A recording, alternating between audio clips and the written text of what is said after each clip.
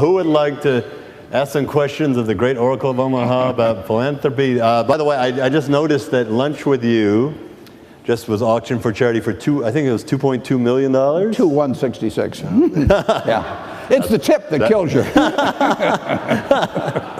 So we all get it for free. So get your $2 million worth right now. I will ask, if you ask a question, do something nice for somebody today. How about that as a start? Who would like to ask Warren a question? Then right up front, Jay Walker. Warren, can you tell us a little bit about your giving pledge and the progress you're making in that area? I know it's close to your heart. Yeah, we've made far more progress than I would have originally anticipated. I was hoping when we started it we might get to 50 people or something of the sort. I think we're at 128 currently. The last time I was here, we had nobody outside the United States. I think we've got a dozen or so now, and it's been a success not only in terms of numbers, but it's been a terrific success in terms of participation. We get together once a year for the whole group, and then we have some other sessions beyond that, and those have been terrific learning sessions for everybody involved. We draw the resources from our own group.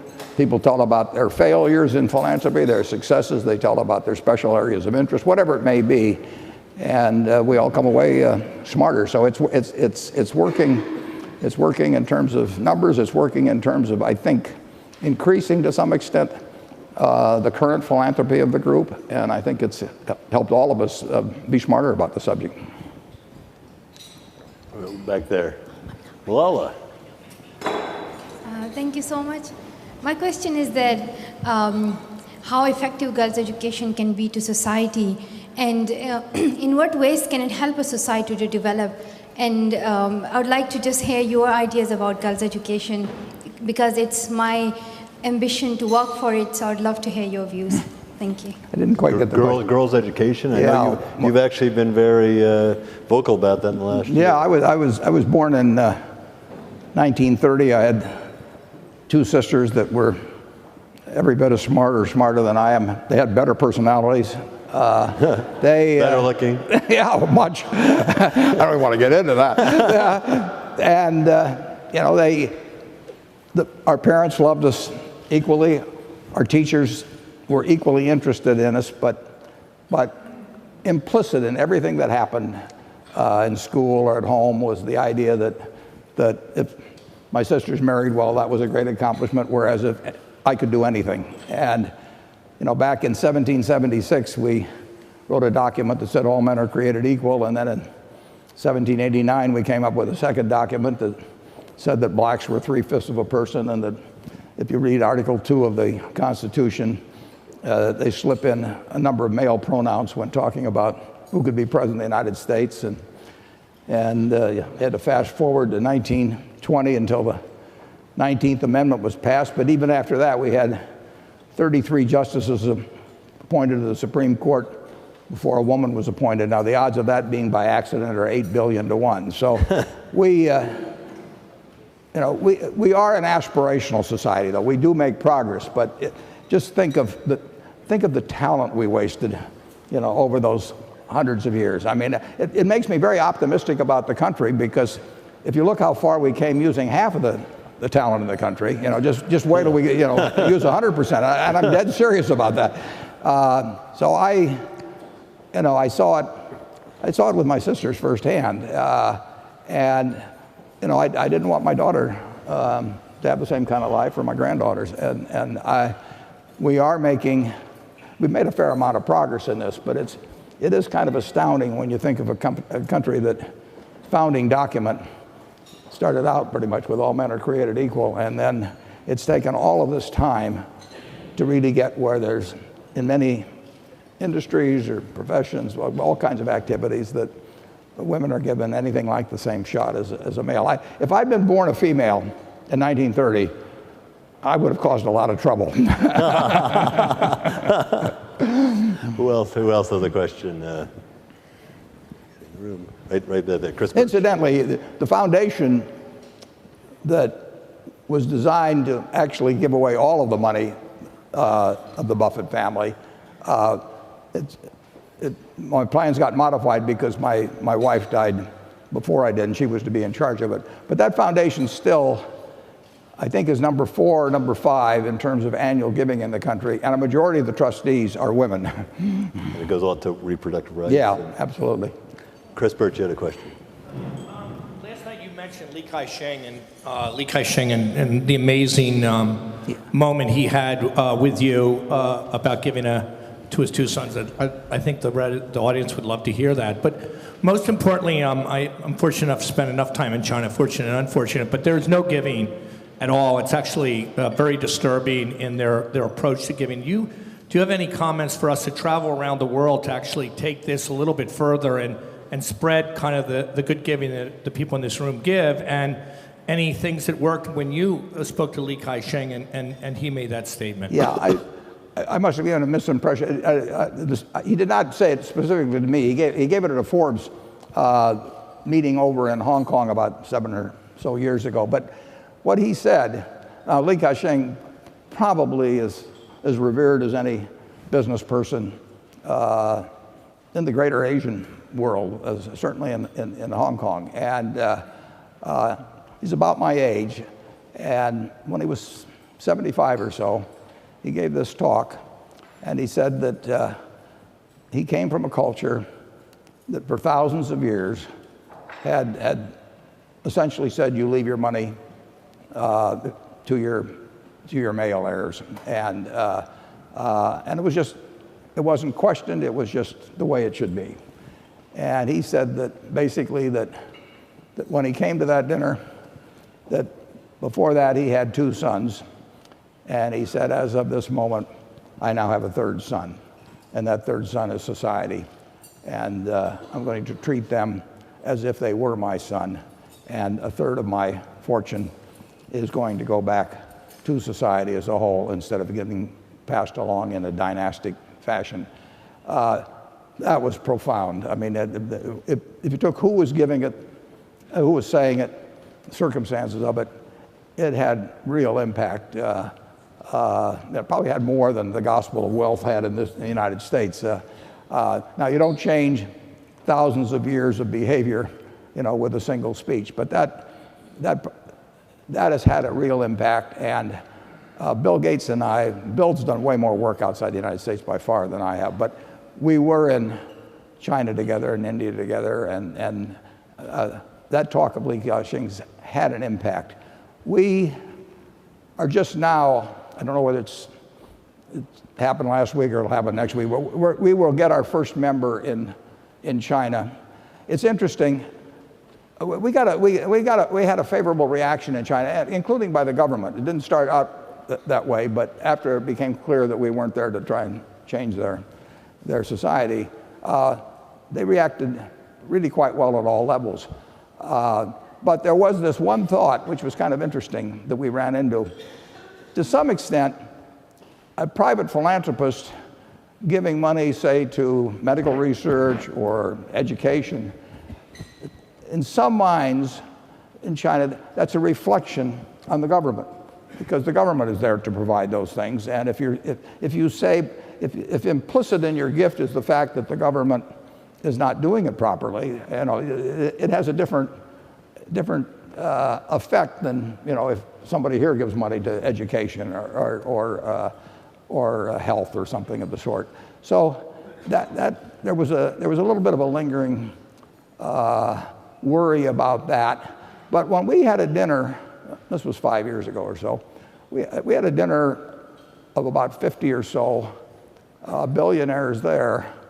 The questions we got were very similar to when we have dinners here. I mean, people talked about their children, they talked about the continuity of their business, they talked about how do you go about it, and what about the waste and you would not have known that conversation was not taking place in Omaha or New York. So I think there will be a proliferation of philanthropy. I'm almost sure of it. I've had two people come from South Africa to Omaha just to talk about the Giving Pledge. And one of them and his wife have already signed up and joined, and they're dead serious about this. They came to our annual meeting this year and the previous year, right after they joined.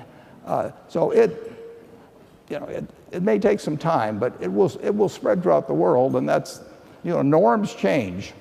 When Carnegie did what he did, or Rockefeller did what he did, or whomever, Julius Rosenwald, that moved the norm a little bit in the United States. It had some effect on the next generation. Who knows, what? But somebody in the library is reading about them who someday is going to come up with some social arrangement on internet or something that'll make billions of dollars, and that will have some influence. So we've got the trend going in the right direction, not only in the United States, but I really think around the world, although it's going to lag what happens in the United States. That's good. Right up front here. A lot of the people here in the room have their own foundations. They serve on endowment boards and other foundation boards. And you've been very eloquent about how putting more and more money into hedge funds is maybe not the right thing to do. But as we know, assets are pouring into hedge funds more and more. And you've had your contests where you've showed you've been able to outperform by being in the S&P 500. So why is it that you've been so eloquent about this and more people are doing exactly the opposite, putting more and more money into the hedge funds? Well, maybe I'm wrong.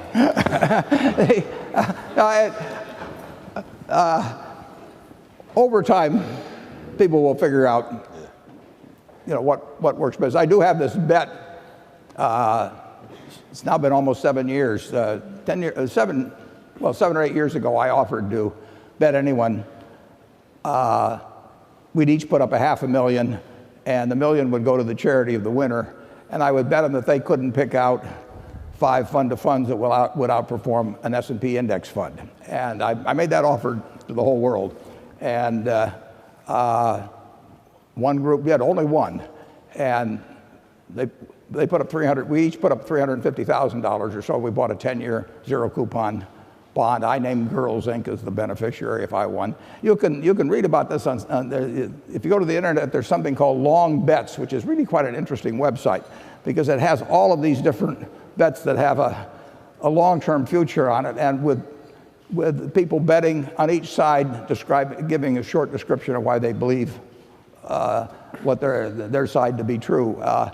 And you will find our bet described there, and you'll find what I said, and you'll find what the people on the other side said.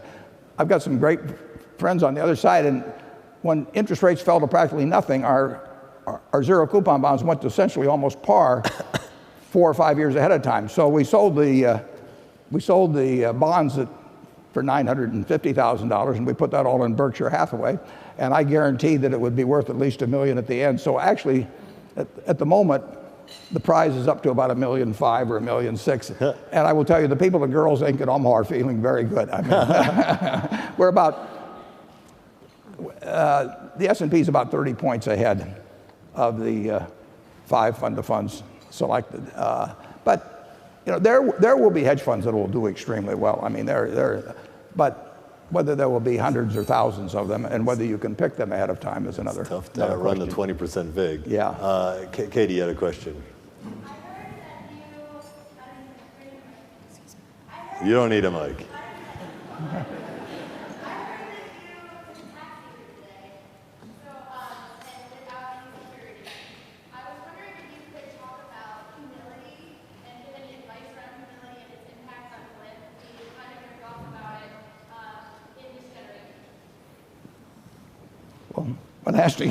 When asked to give a speech on the virtues of humility, it's almost a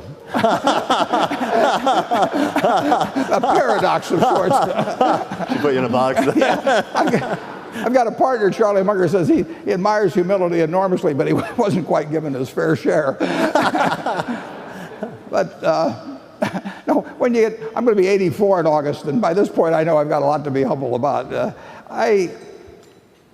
Is the question specifically to philanthropy in terms of it, or? I think how does you do have a lot of humility. I'll say that.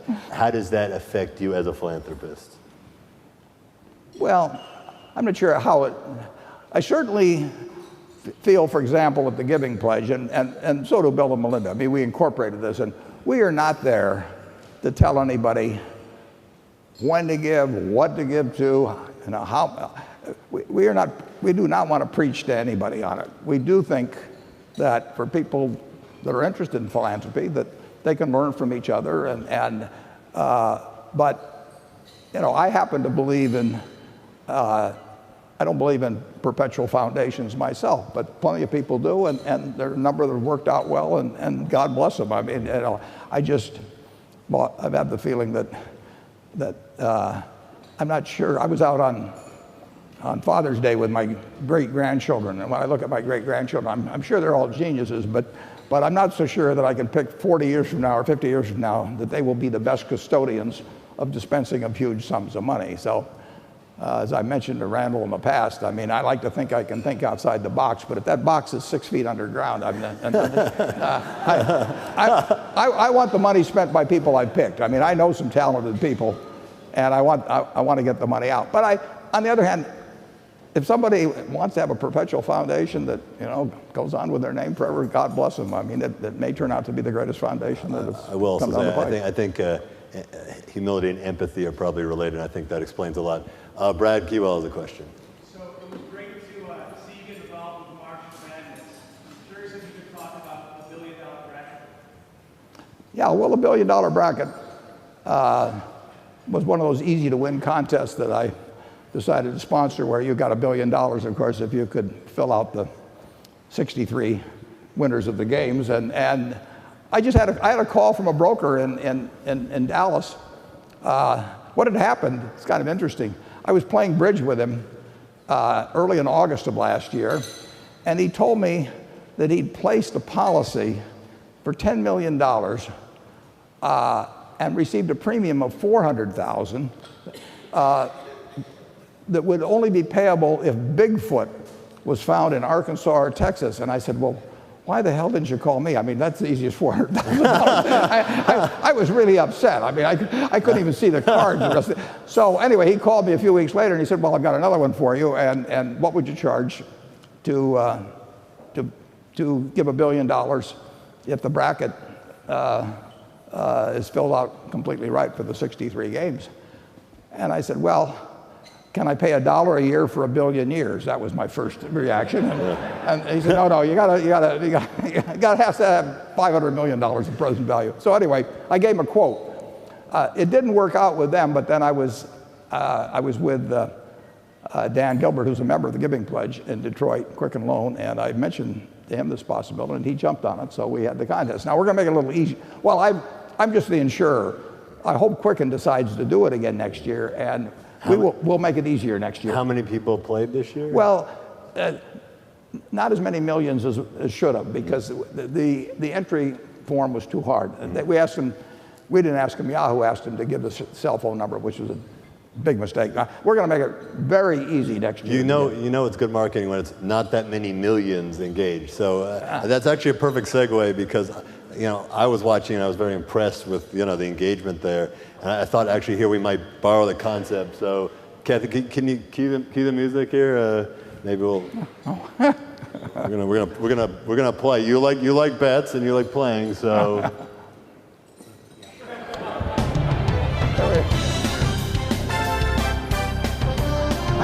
All right. Have you been working out? No, I'll tell you, that's what I call like storming Omaha Beach with the big guns. I went one-on-one with LeBron a few years ago, and we had a jump ball, and LeBron went up. He got the tip, went the length of the court, dunked it, and just then turned around, and just then I was jumping. So that's and we had a photographer there, so it's perfect. Yeah. So what we have is, this is not March Madness, this is June Madness. And the way you win is not by picking perfect 63 hoops winners, but it's by mastering Warren Buffett trivia, and maybe we'll get a few good stories out of you on the way. So everything about me is trivia. So it's perfect. We have 16 tables, so we already have a Sweet 16. So I need every table. That's what those little cards, you're wondering what those little paddles on your table, in the middle of your table are for. I need 20 seconds. I need each table to appoint a captain of the table. So argue amongst yourselves. 15 seconds, not too long. We have problems to fix.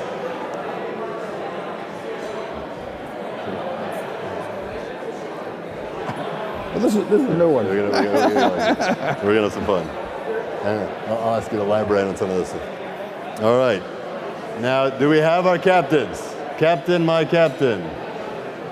All right, good. Captains. All right. Now it's not. Now, Warren, you like a good bet, and it's not a proper Warren Buffett June Madness without a prize. So, Don Pardo, what are we playing for? Randall, we're playing for a full-page ad in Forbes magazine. Back to you, Randall. Thank you, Don Pardo. And now we're playing for an ad for your charity or for your nonprofit. So imagine whatever board you're on, walking into the next board meeting and said, yep, $112,000 ad taken care of. So that's some stake. So unlike the $1 billion bracket, we have less money, but a sure thing. A sure thing. winner. So that's a Warren Buffett kind of odds. All right, so that's, all right, so table of Kevin's, get ready now. First of all, cell phones down. This is a charity event, philanthropy, no cheat. I don't want to give out a red card here to mix my sports metaphors. I'm here for a photo friend. We're going to be phoning you each time. All right, so let's, and I'm going to ask everyone to raise at the same time so you can't kind of cheat off your neighbors like you did in business school.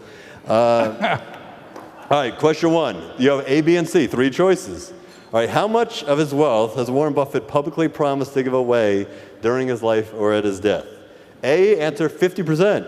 B, 95%. C, 99%. Discuss, and I will tell you, discuss, I'm going to give you 10 seconds, and then I'm going to ask you to raise the paddles together. And I'll get you to elaborate. Oh, don't raise it, don't help your fellow tables. All right, ready? 1, 2, 3, raise. 2, all right, clearly too easy. All right, they all got it. 99%. Yeah. I feel like Vanna White up here. How did you come up? Now, again, that is such a giving pledge 50%, 99%. Where did that come from? Well, it's going to be more than 99 because basically. The answer is D, 99.8. No, but will it be more or less than 99.5? We'll have to go back to that. The wealth is just growing, and the degree to which money has a utility to me hasn't grown. I mean, I have everything in the world I want. I had everything in the world I wanted 20 years ago. So all of the gain can't do anything for me. If I thought it could do anything for me, I'd spend it in a second. But so as the sum grows, and the part that has utility in me doesn't grow, obviously the percentage grows to charity. Okay. All right, here's question 2. Again, put your pedals up when I say, because otherwise your friends are gonna piggyback on you.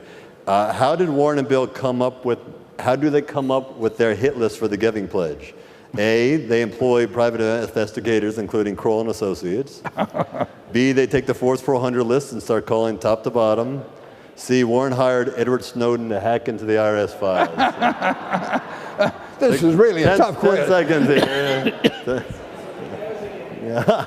All right, 5, 4, 3, 2. All right, put them up. Let's see. All right, I'm clearly, yeah. we've got to raise the degree of difficulty. Okay, All right, let's do it. We're going to raise the degree of difficulty. All right, the original slogan of the Giving Pledge was give big, give early, give smart. Now, Warren, you then insisted that the name be shortened to which of those 2 words? A, give big, B, give early, or C, give smart. This one maybe you discuss amongst yourselves here. So.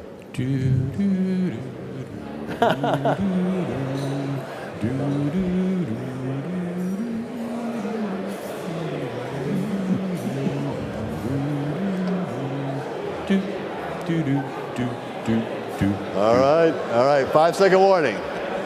5, 4, 3, 2, 1. All right, raise your paddles. C, C, C, A, C, C, A. Warren, what is the answer? I don't know. You tell me. I didn't raise my paddle. Keep them high, keep them high. I've been told by my spies in the Gates organization that it was A. It is A, give big. That is A, give big. We have one table here. We have one table back there. Hold on, lift it up.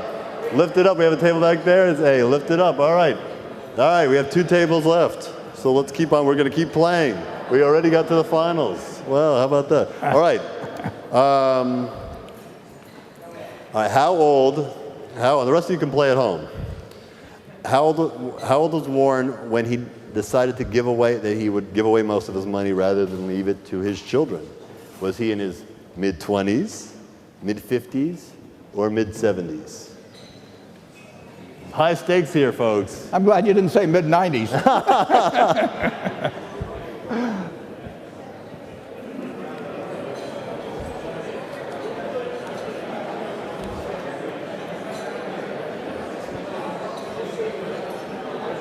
All right. The rest of you can, all right, so do we have an answer in the back, and do we have an answer here in the front? The front, they are saying, I have the answer in the front. In the back, what do you got? Mid-20s, mid-50s, or mid-70s? You guys? B, mid-50s. A, mid-20s. Answer is, Warren? Mid-20s, and it was a joint decision with my wife. How did you now? It's pretty amazing. We will settle up in a second. It is pretty amazing to think about where you are and what, just the success you've had. I mean, why were you even thinking about that in your mid-20s? Well, I had told my wife that I was going to be rich. She never believed it. But if you take mid-20s, that's actually when I was back here in New York City, no, I knew that we would have a lot of money, and I knew we would do everything that money would do for us. But you were a young father then, again. So I had 3 kids. So that's the time when you usually are thinking, it's all about my kid, and yet you were thinking long term. I don't think I want to leave everything to my kids. Our view then was what wasn't articulated then, because actually Kay Graham gave me the line later on. But basically, we felt like if we got to be very wealthy, that our kids should be able to do anything but not enough, give them enough to do anything but not enough to do nothing. And we wanted to raise our kids in a normal manner. They all went to public school. They rode the buses. They didn't get cars at 16 or anything of the sort. But they also, we also did go to Disneyland and do different things like that. So they were raised in a very normal manner. They've felt very lucky, the fact that they've never had to worry about money, but they've never felt that they could sit on their rear ends and do nothing. And now they're all active in philanthropy, and they like that a lot. And they feel they're among the lucky, 7 billion people in the world. They're in the luckiest 100th of 1% or something like that, and they don't feel that for some reason they're entitled to be in the lucky 10,000 and 1/10,000th of 1%. Where did the idea come to endow them each with their own foundation? I mean, that's something that a little unusual. Originally, when my wife and I talked about it in the 20s, and we actually incorporated the foundation when she was 31, I was 33. It's going to have its 50th anniversary right now. The idea always originally was that I would pile it up and then she would unpile it. And we both thought we were good at those 2 different tasks. And she would run this one large foundation. And perhaps my children would be involved in it if they were interested, but she would be #1 on it. And 20 years or so ago, I was talking to Larry Tisch, who some of you may know or may have known, and he said that that's fine, but putting 3 kids on a foundation, one of them may have gone to this school, one of them may have gone to that school, one may be interested in this because their child has a given illness or something, and it's a recipe for perhaps creating family discord. And if there's one thing that if you got a lot of money, the last thing in the world you should do is use your money in a way that's going to screw up your family. So we talked about it, and I came back and set up a separate foundation for each one of the 3 children, which originally was very small, only $100,000 as I remember, and told them that do with it what you wish with philanthropy. I'm not going to be on the board. You don't have to tell me. You don't have to get my okay. I'm going to give you all more money later on, but it'll be done equally, because I'm not going to try and judge one of you versus the other. For one reason, I don't know how to judge in philanthropy necessarily who's doing the best job. So just go out and follow your passions on it and take whatever you're interested in and pursue it, and you don't have to get the vote of the other 2 like you might if you were running a big foundation. Well, the consequence of that was terrific. the kids work better together because they didn't have to work together. So if my daughter came up with a good idea on education, one of her brothers might pick it up, both of her brothers might pick it up because they didn't have to. And so they cooperated constantly, they still do. Now they're going to be giving away about maybe 130 or 40 million annually, and they're still working together, and they're in their 50s now. So the last thing in the world you want to do is have a foundation where you've got multiple members of the family on, and they start arguing about my idea is better than your idea. It can be poison. I visited one foundation, one of the largest, and the son was on it. Several sisters were on it. One sister was chairman. It was totally dysfunctional. The MacArthur Foundation was dysfunctional originally. You really want something that brings out the best in people. It's very comforting. The genius makers were... Well, actually, you'll get a kick out of this. I got a call 20 years ago or so. I was out in Laguna. The phone rings. I pick up the phone, and I think the fellow's name was Jack Sawyer. He says, "This is Jack Sawyer." He says, "I'm chairman of the MacArthur Foundation." And he says, "The first thing I want to tell you is you haven't won anything." I was not on the list for the Genius Award. But he said, our foundation is totally dysfunctional. I mean, we've got a lawyer standing behind every trustee, and they can't get along, and you're the one guy that we think might come in and bring some sense to it, and we'd appreciate it if you would. And he had Jonas Salk call me and Jerry Wiesner up at MIT and everything. You just hate to see it become a mess, and you really hate to see it become a mess if your family's involved. It shouldn't be that way, and it doesn't have to be that way. And I would say one way to prevent it from being that way, particularly, is to make sure that if you have a large foundation, you still have something for each one individually where they don't have to get the approval of somebody else, and they don't start trading off things, or old sore points don't come to the fore, or anything of that sort. All I can tell you is it's worked very well in the family. Well, we have to go and go do some good work here. I want to note two things. One, I'm surprised I have to tell this room this, but if we can learn anything from Warren Buffett, it's don't follow the herd. So think about 14 out of 16 tables getting out on the same question. So, contrarianism will generally set you free, but congratulations to this table over here. Second thing is, I do want to thank you on behalf of everybody at Forbes. I mean, you are, I told you yesterday, you are the godfather of this event. Without your encouragement, none of us would be here. So, I'd like to end with one final quiz. I mean, when they ask people, probably not you and me, but when they ask people 100 years from now, who was Warren Buffett, I think the answers will be, you'll have a choice of A, the greatest investor of the 20th century, or B, the greatest philanthropist of the 21st century.